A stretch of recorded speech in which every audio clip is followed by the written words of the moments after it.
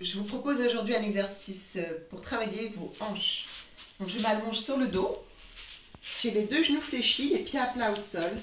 Je sors la tête des épaules et j'étire ma colonne en rentrant le menton légèrement dans le cou et en étirant toute ma colonne sur le sol du coccyx au sommet de la tête. Je me grandis et j'étire, je gaine. Maintenant je décolle le pied et le bras du même côté et je laisse tomber ma paume sur le sommet du genou. Et je vais tracer en appuyant verticalement sur mon genou, comme si ma cuisse était un pilon. Je fais 3 petits tours dans un sens. Voilà, comme si la tête du fémur tournait dans la cavité de la hanche qui est une calebasse, donc un creux. Et je vais piler du grain dans cette calebasse. 3 petits tours, puis je pose. Je prends le temps de me détendre, d'inspirer et d'expirer tranquillement à mon rythme.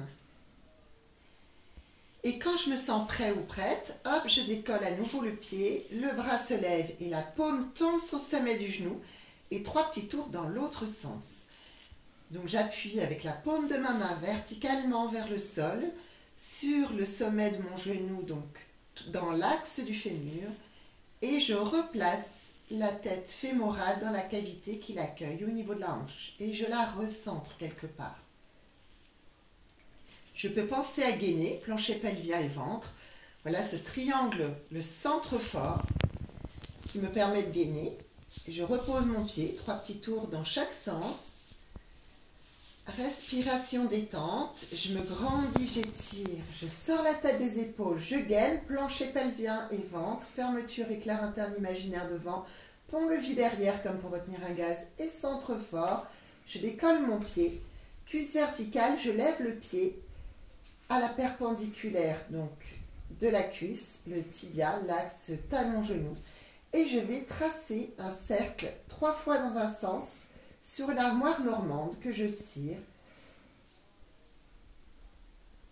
3 petits cercles tranquillement au rythme qui me convient et je pose, toujours en gainant, en maintenant le centre fort, puis je me détends.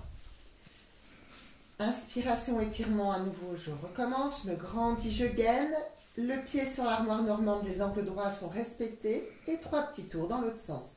Je cire cette armoire normande en gardant bien tenu mon centre fort, le pied opposé bien ancré dans le sol, la colonne étirée, les paumes sur le sol et puis tranquillement je pose et je me relâche. Je respire et je reprends quand je me sens prêt ou prête.